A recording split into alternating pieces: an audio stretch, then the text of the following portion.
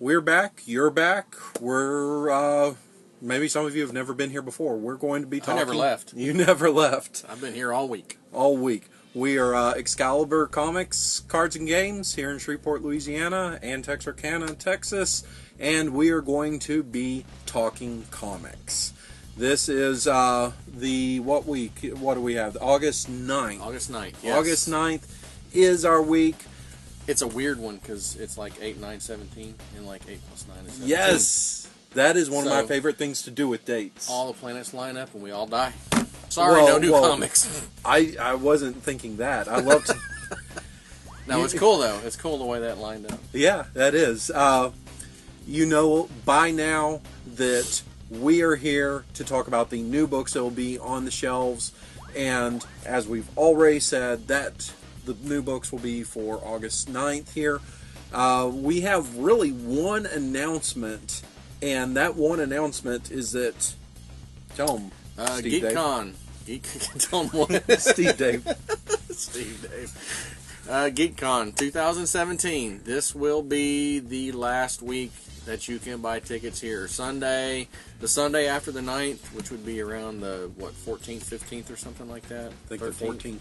Okay, that's going to be the last day that you'll be able to buy tickets here. It will be that Sunday. So a week from, yes, yeah. 14th. That is it. You will have to go through Ticketmaster. Or the box office.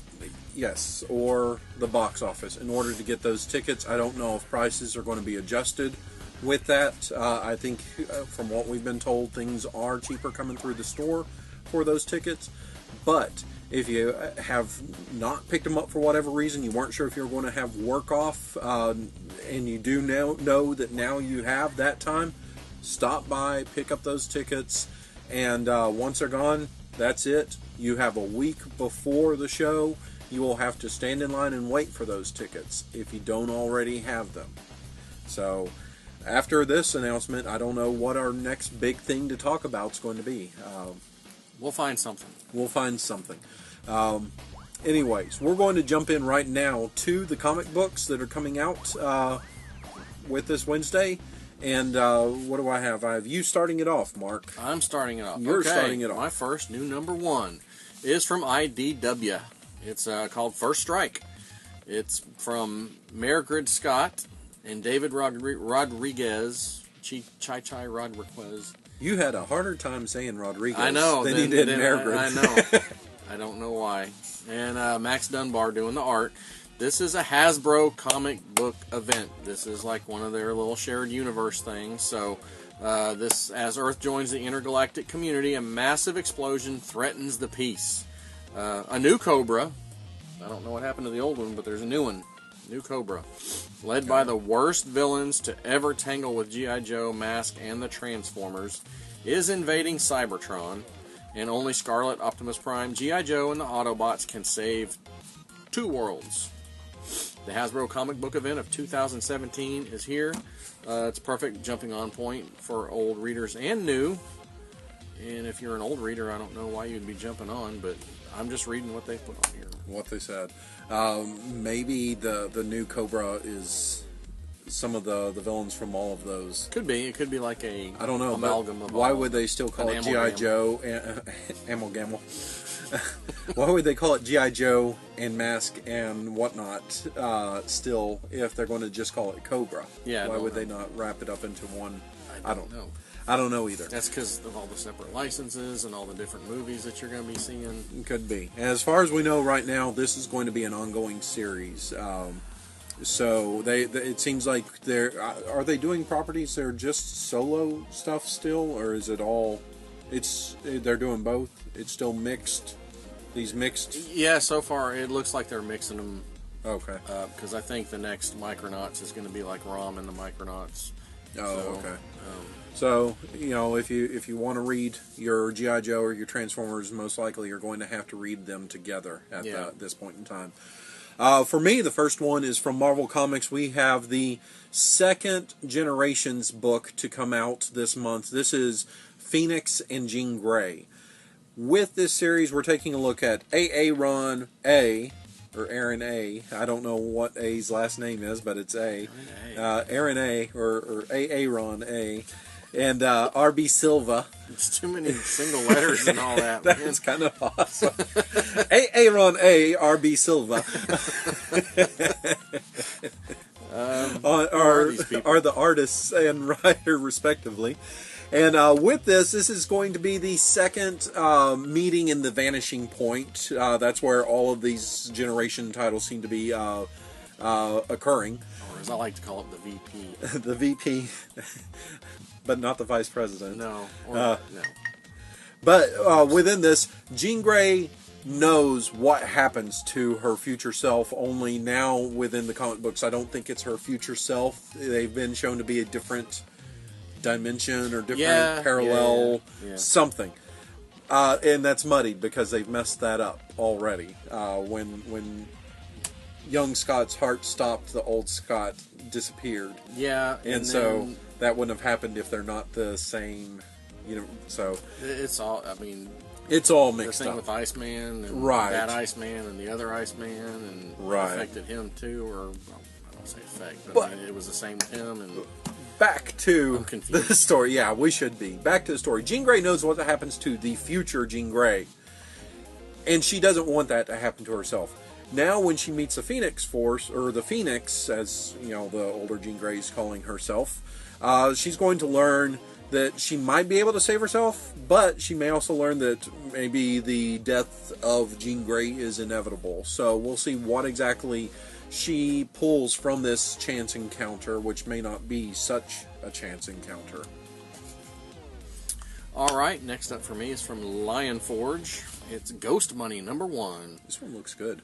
From, I don't know how to say that first name. Thierry? Thierry? I don't know, maybe Smolderen. And Dominique Bertel. At the end of the year 2020, a team of military veterans are out to uncover a secret fortune built from the ashes of 9/11 so vast that it could disrupt the entire global economy. Their primary target is a beautiful young billionaire, so not Donald Trump. You're saying he's not beautiful to somebody? Or young. No, he's not young. Oh, not young. Okay. Orange is beautiful. All those Tennessee Volunteer fans probably love it. That's right. Oh, sorry. Who crosses... Woo! Their primary target is a beautiful young billionaire who crosses time zones with discerning ease. Who's that? The beautiful young billionaire. That's her name, Discerning Ease? Discerning Ease.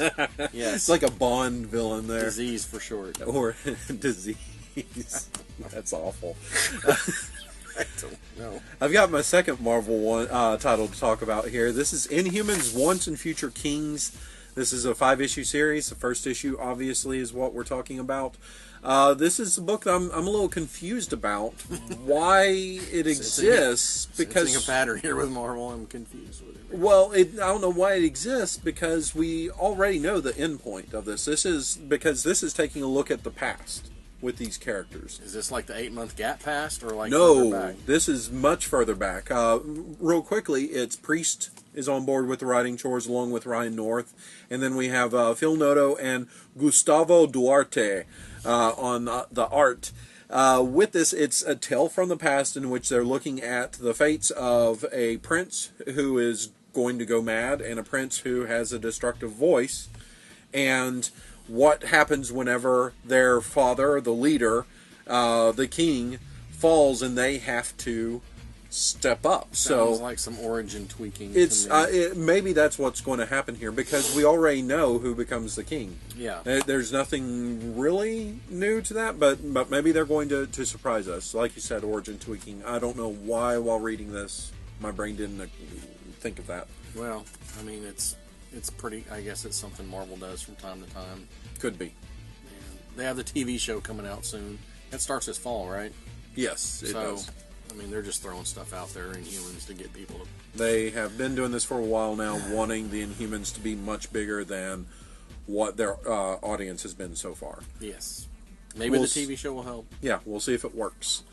What's your next one? Mr. Miracle #1 from DC Comics. I cannot wait for this Super one. excited. This is Tom King and Mitch Gerads. This is the team from Sheriff of Babylon. This is a unique take on one of Jack Kirby's most beloved new gods. Scott Free is the greatest escape artist who ever lived.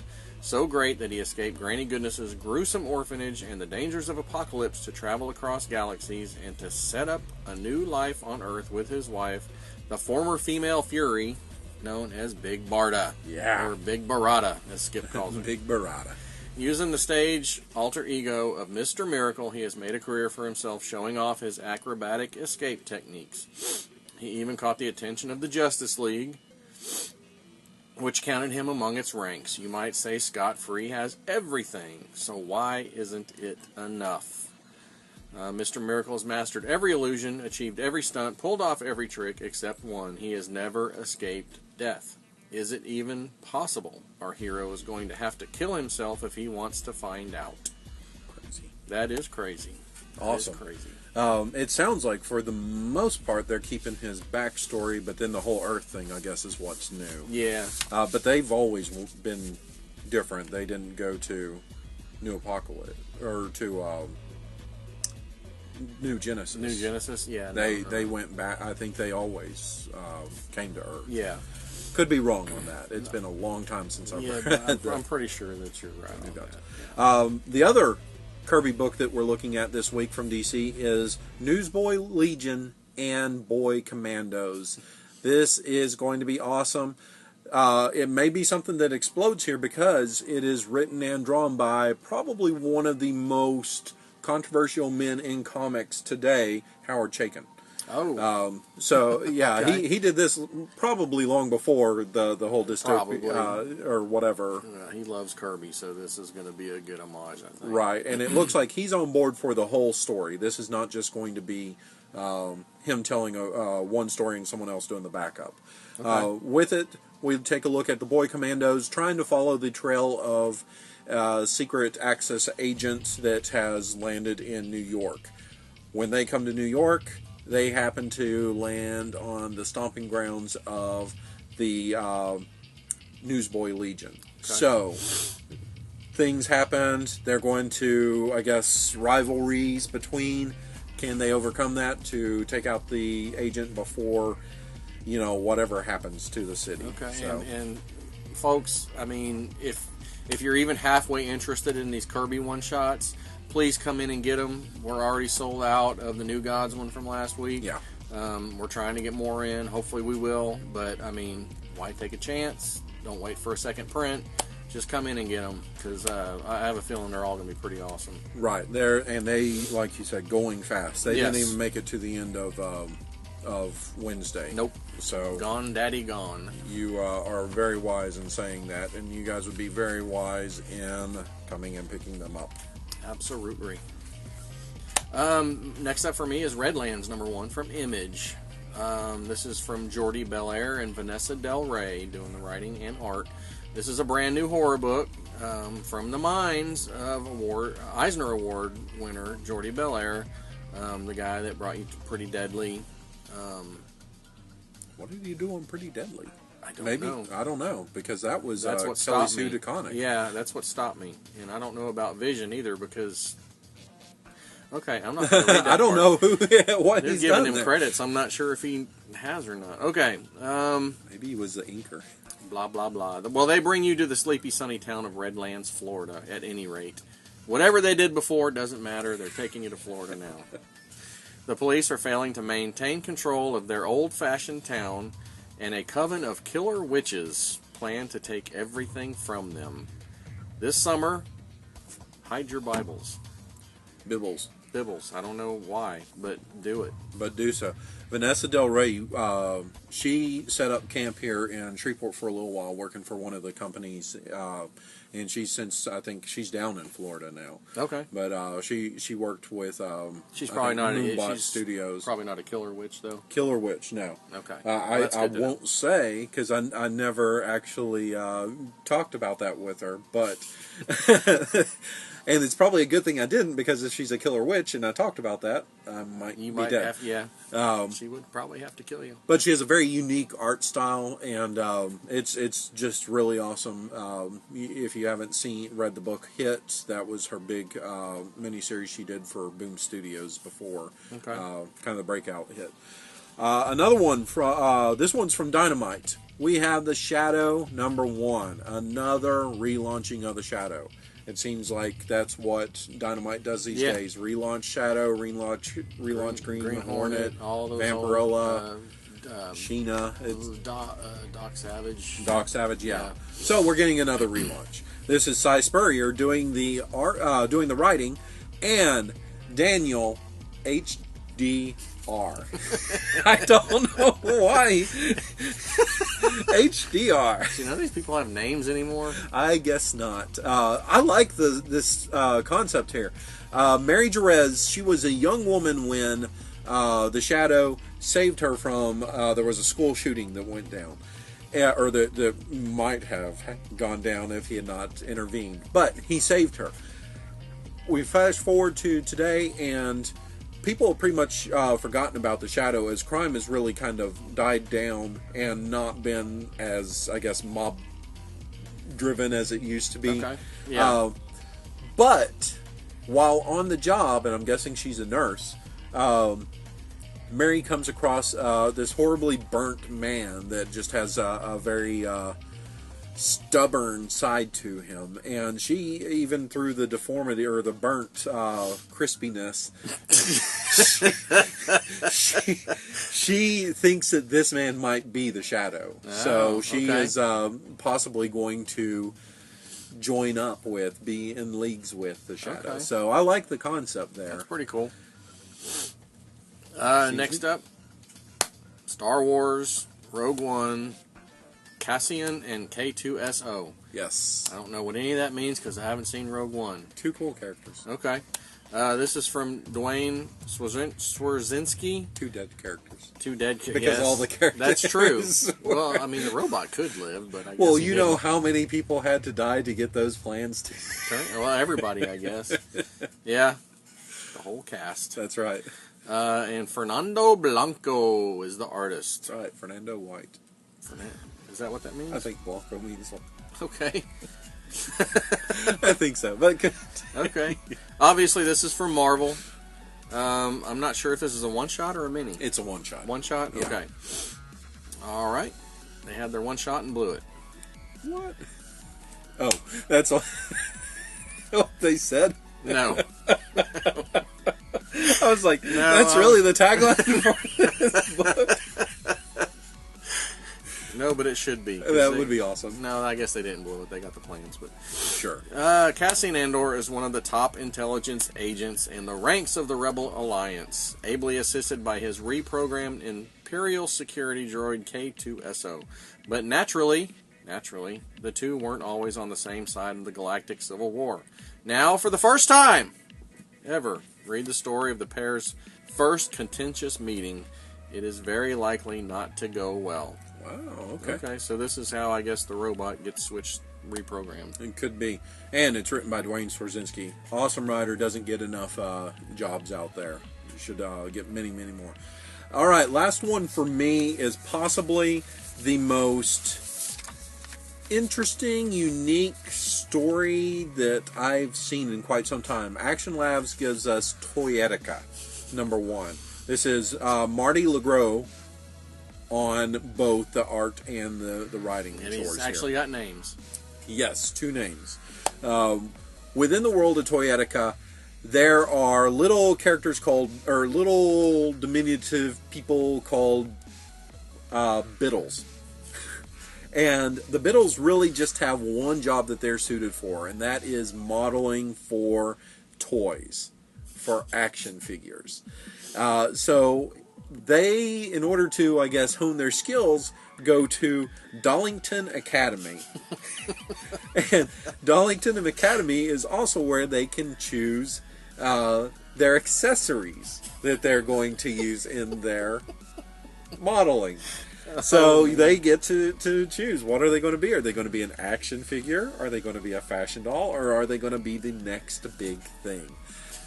Very unique story. I can honestly say I don't think I've read something like this before. Never. So yeah, if it intrigues you, please look to see if your shop picked this up, because I'll definitely I mean, check it out. It's already sold out on some online comic shops that I've seen. Okay. So it must be a pretty limited print run. If this is like a kid-friendly thing, it could be. I don't know until kid-friendly until the F-bomb hits on the first page or something. Yeah, we've seen that plenty of times. That's ripe for a movie. Yeah, I mean, absolutely. That kind of story. I mean, that would be. Well, we'll see when it comes out. Yeah. Do you have any more? I have one more. Oh, okay. One more from Marvel. Zombies Assemble 2, #1, from Yusaka Komiyama. And it's, I guess, adapted by Jim Zub, but Yusaku also does the art. And this is, I guess, continuing from the first miniseries, and they jumped right into it. Cause there wasn't much time. Wasted no time. Yeah.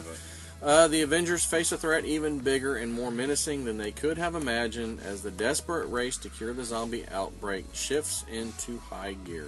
Caught in a massive explosion, Captain America, Hawkeye, and Iron Man wake up in the midst of a city overrun by zombies.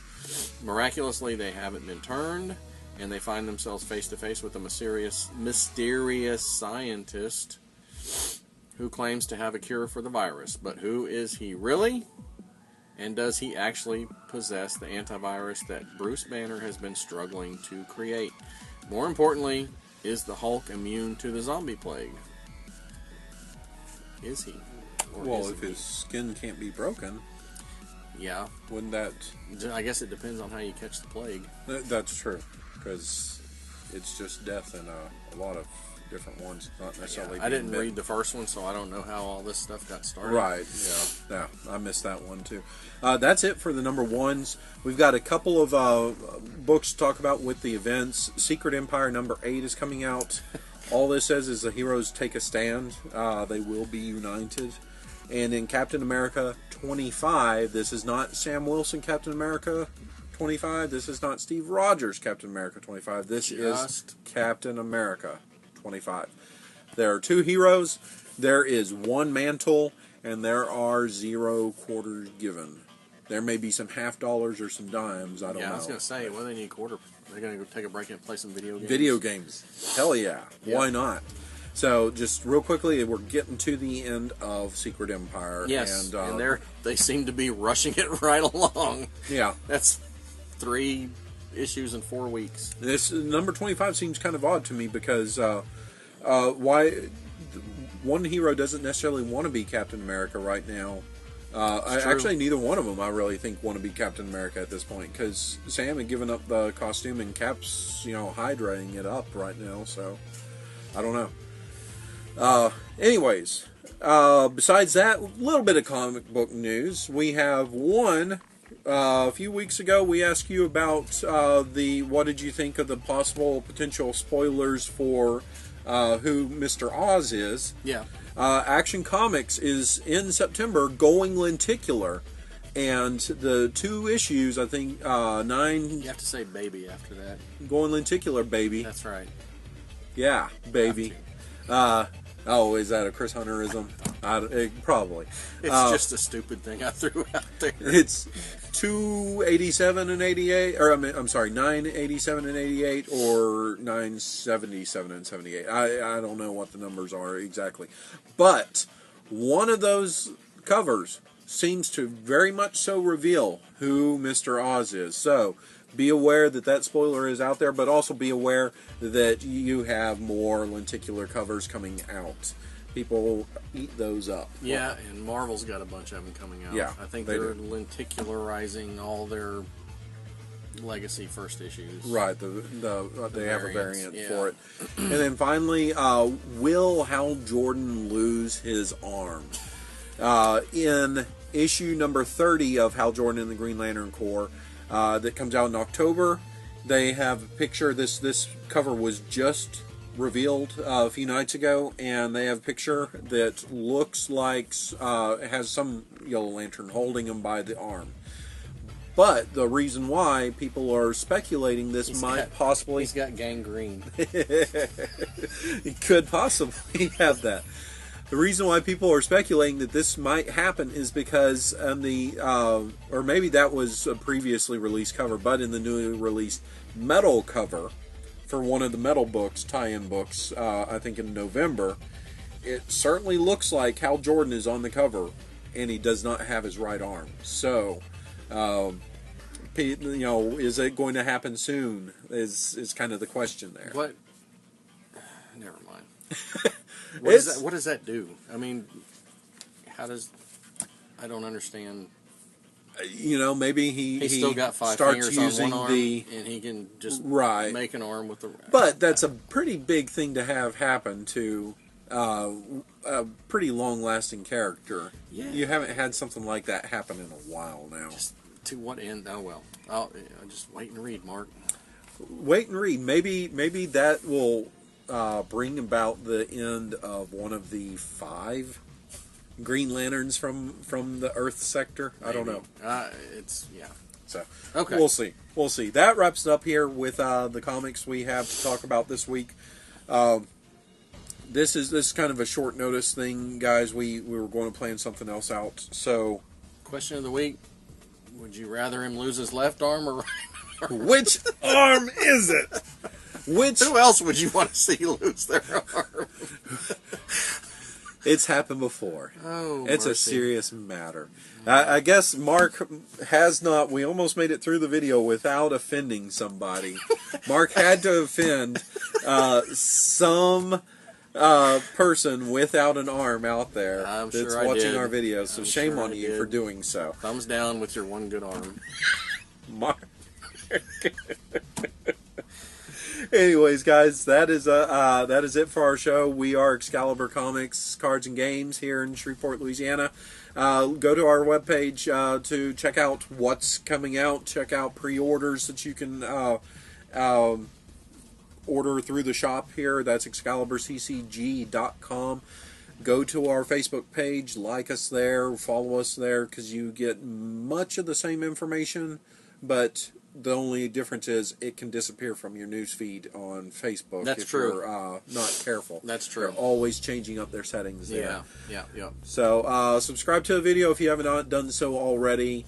I'm going to just keep saying that because that seems to be the thing to say from people, and share it with people.